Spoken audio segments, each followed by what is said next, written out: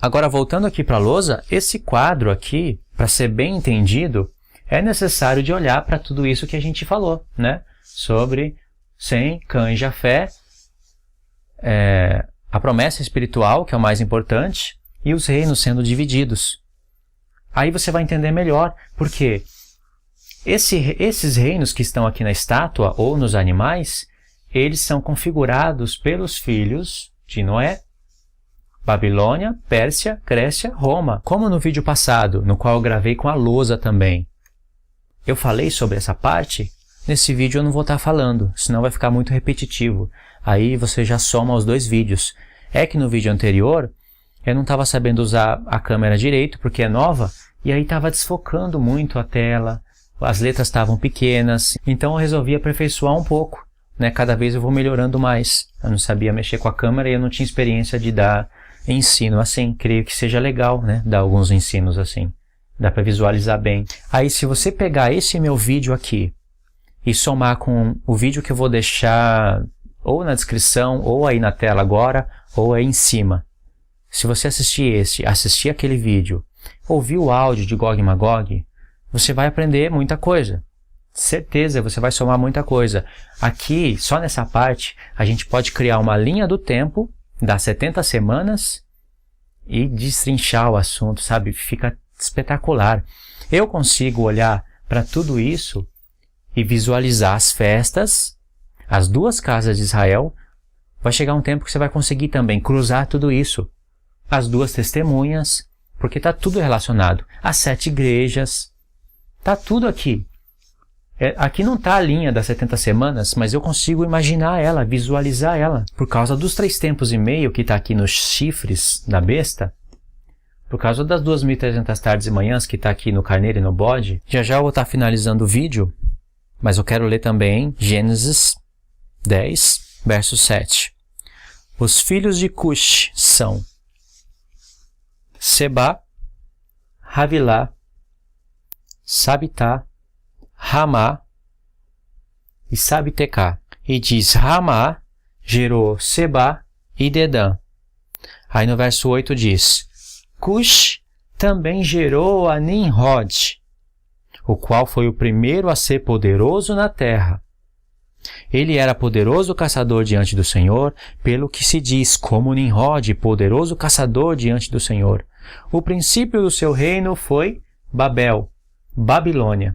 É claro que aqui nós estamos no tempo de Nabucodonosor, mas o princípio do reino dele foi Babilônia. Aí diz aqui, né? O princípio do seu reino foi Babel, Ereque, Acade, Calné, na terra de Sinar. Babilônia fica na terra de Sinar. Aí diz no verso 11, desta maneira, saiu da terra para a Síria e edificou Nínive. Dessa maneira, Nimrod saiu da sua terra para a Síria e edificou Nínive. Nínive é a capital da Síria. Ou seja, Nimrod, que é um opositor contra Deus, que conhecia a lei de Deus, que os homens teriam que se espalhar, se multiplicar, que Deus abençoou os 3 filhos de Noé. Depois houve o episódio, né? Maldito seja Cã. E ele sabia que ele era da descendência de Cã, com certeza. E aí o que aconteceu? Ele vai aonde? Ele não vai aqui. Ele vai em Sem. Quem é que estava guiando esse Nimrod? Ele vai lá em Sem, em Assur, né, na Síria, e edifica Nínive. E o que ele tentou fazer aqui na Babilônia? Quer ver o que ele tentou fazer na Babilônia? Gênesis 11. Ora, toda a terra tinha uma só língua e um só idioma, e descolando seus homens para o oriente, acharam vale na terra de Sinar, que é onde está a Babilônia, e ali habitaram. Disseram uns aos outros: Eia, pois façamos tijolos, vamos queimar ele, os tijolos que servem de pedra de betume e argamassa. E disseram mais: Eia, edificamos para nós uma cidade, uma torre cujo cume bata lá no céu. Vamos fazer um nome célebre, para que a gente não seja espalhado sobre a face de toda a terra. Quem é que está dando essa dica aqui? Eles estão na terra de Sinar. E disse: o princípio do reino de Nimrod foi na terra de Sinar, Babilônia. Aí no verso 5 diz: então desceu o Senhor para ver a cidade, a torre que os filhos dos homens edificavam, e disse: eis que o povo é um e todos têm uma só língua. E é isto que começaram a fazer.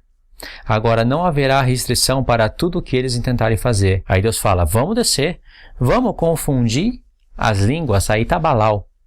Vamos confundir as línguas para que eles não entendam a língua do outro. Assim o Senhor os espalhou dali, porque confundiu as línguas. Assim o Senhor os espalhou dali sobre a face de toda a terra, e cessaram de edificar a cidade. Por isso se chamou o seu nome Babel, porque ali confundiu. Aqui tem um trocadilho no hebraico. Babel para Balau. Por isso se chamou o seu nome Babel, porque ali Balau, a língua. E dali o Senhor os espalhou sobre toda a face da terra. Ou seja, quando os 3 filhos de Noé saíram da arca, Deus abençoou os 3 e falou: se espalhem por toda a face da terra, se multipliquem. Mas Nimrod, sabendo disso, porque a palavra de Deus era pregada, a pessoa tem que meditar isso. Enoque andou quantos anos com Deus? Esses homens viviam muitos anos. Esses homens conheciam sobre o seu pai Adão, sobre o que ocorreu, sobre o que Deus falou para Noé. Conhecia que o novo mundo, como Noé foi justificado por Deus, mas o pecado fala mais forte. Aí Nimrod simplesmente decide vir aqui na terra de Sem, na terra de Assur, da Síria, descendente de Sem, e edifica Nínive. E Nimrod também decide, na terra de Sinar, começar a edificar a Babilônia e juntar. Os homens falavam uma só língua.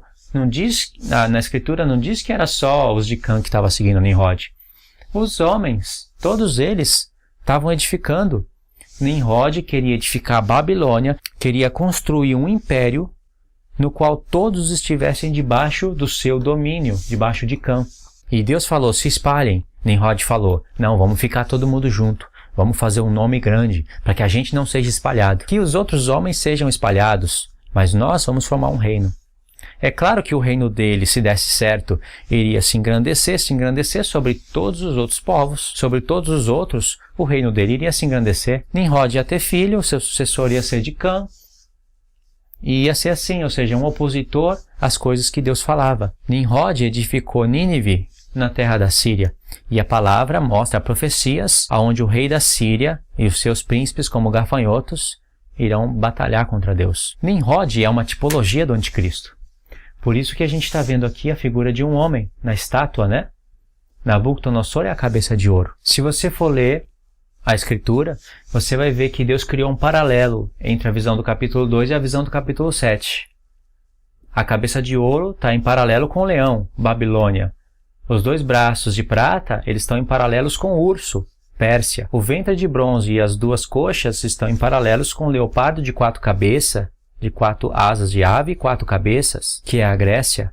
As 2 pernas de ferro, elas estão em paralelos com esse 4º animal, que é Roma. Os 10 dedos da estátua, onde tem mistura de barro e ferro, está em paralelo com os 10 chifres da besta. 10. Ou seja, Deus criou esse paralelismo para dar revelações para a gente. Mas por que ele mudou as figuras? Como eu falei no vídeo anterior, ele muda as figuras para acrescentar detalhes. Em Daniel capítulo 7, na visão dos 4 animais, vão ter detalhes que não vai aparecer aqui na estátua. Só que na estátua Deus deixou detalhes escondidos que não vão aparecer aqui nos 4 animais. Você vai ler na palavra que vai vir uma pedra,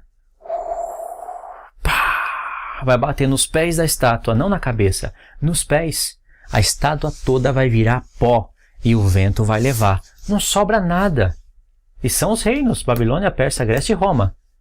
Está em paralelo com o capítulo 7, Deus vai fazer uma jogada aqui para ver se a gente está prestando atenção na revelação. A pedra que bate aqui é Cristo. Essa pedra vira uma grande montanha e cobre toda a terra. É o reino eterno.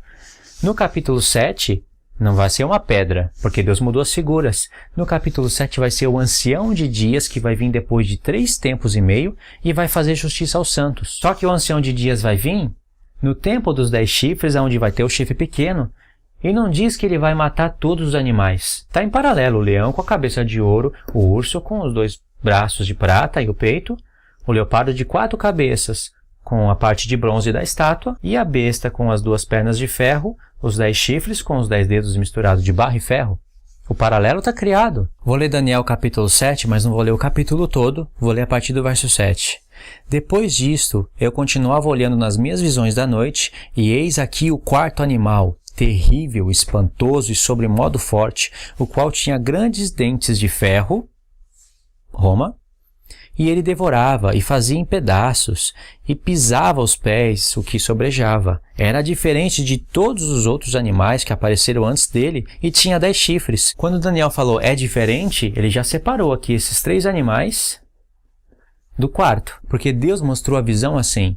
Mostrou os 3 animais, mas no quarto Deus deu uma pausa e mostrou algo sobremodo diferente. Verso 8. Estando eu a observar os chifres, eis que entre eles subiu outro pequeno, diante do qual 3 dos primeiros chifres foram arrancados.